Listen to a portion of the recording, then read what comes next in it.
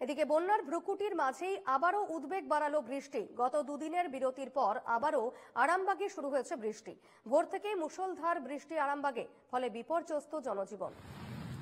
দেখতে পাচ্ছেন সেই ছবি। বন্যার ভ্রুকুটির মাঝেই রীতিমতো উদ্বেগ বাড়াচ্ছে বৃষ্টি।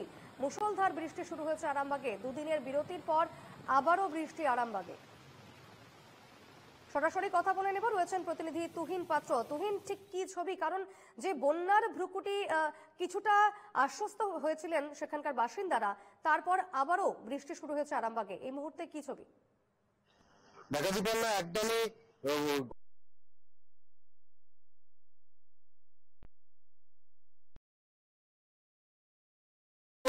বৃষ্টি এবং রাস্তাঘাটে সম্পূর্ণ জলমগ্ন হয়ে যায় এবং জনজীবন ব্যাহত, এবং বলা যায় যে বন্যার ভুকুটি মানুষ দেখছিল, কিন্তু আবার সেই আতঙ্ক কিন্তু আবার উদ্বেগ বাড়াচ্ছে।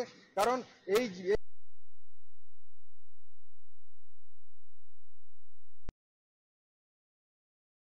বিপদ সীমার উপর দিয়ে যাচ্ছে এবং মুন্ডেশ্বরী এবং দামোদর যে পরিমাণে জল দফায় দফায় ডিবিসি থেকে ছাড়ছে, নদী দিয়ে বয়ে যাচ্ছে, তাহলে কিন্তু উদ্বেগ বাড়াচ্ছে বিশেষ করে খানাকুলের বাসিন্দাদের। এবং এই বৃষ্টির জেরে কিন্তু একদিকে যেমন জনজীবন ব্যাহত হয়েছে, অন্যদিকে কিন্তু বড়সড় বন্যার আশঙ্কা করছে আরামবাগের বাসিন্দারা। দীপন্না, বেশ, পরিস্থিতির দিকে নজর রেখো। ধন্যবাদ তুহিন।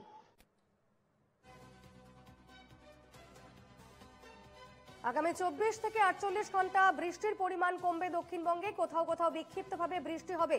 বিহারে অবস্থিত নিম্নচাপ ক্রমশ শক্তি হারিয়ে উত্তর পশ্চিম দিকে খুব ধীর গতিতে এগোচ্ছে। দুটি অক্ষরেখা অবস্থিত বিহারের ওপরে এবং উত্তর বঙ্গোপসাগরে আগামী সপ্তাহে ঘূর্ণাবর্ত তৈরির সম্ভাবনা, এমনটাই জানাচ্ছে আবহাওয়া দফতর।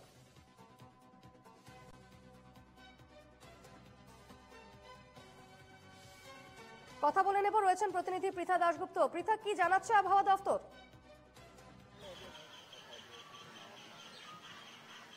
দেখো, সকাল থেকে আকাশের মুখ ভার এবং শহর কলকাতায় শুরু হয়ে গেছে বৃষ্টি।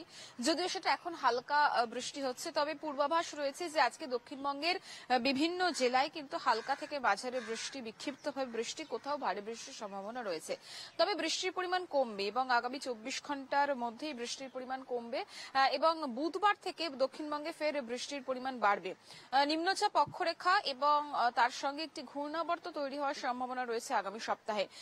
তার উপরে তুমি জানো যে দক্ষিণবঙ্গে নির্ধারিত সময়ের বেশ কিছুদিন পরে, প্রায় 6 দিন পরে বর্ষা প্রবেশ করেছে।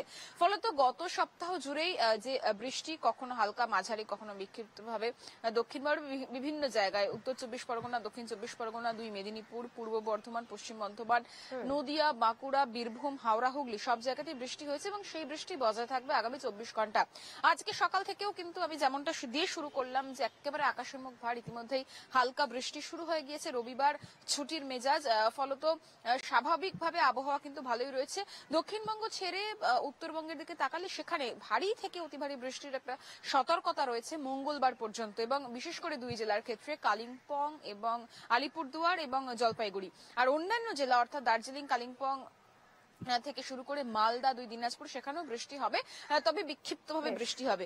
ফলত যদি সামগ্রিকভাবে দেখা যায় যে 2 বঙ্গের ক্ষেত্রে বৃষ্টির সম্ভাবনা এবং দক্ষিণবঙ্গে তাপমাত্রার পারদ বৃদ্ধি হওয়ার আপাতত কোনো সম্ভাবনা নেই। মোটামুটি যা তাপমাত্রা রয়েছে তাই থাকবে। ফলত হাঁসফাঁস করা যে গরম বা যেভাবে তাপমাত্রার পারদ বৃদ্ধি পাচ্ছিল, সেইটা কিন্তু আপাতত স্বস্তি। এবং বৃষ্টি কমে গেলে আর্দ্রতা থাকবে, ঠিক শনিবার দিন যেরকম ছিল আর্দ্রতা জনিত অস্বস্তি ছিল, হাঁসফাঁস করা গরম না থাকলেও সেটা থাকবে। তবে যেহেতু আগামী সপ্তাহ বেশ, খবরের নজর থাকবে। ধন্যবাদ পৃথা।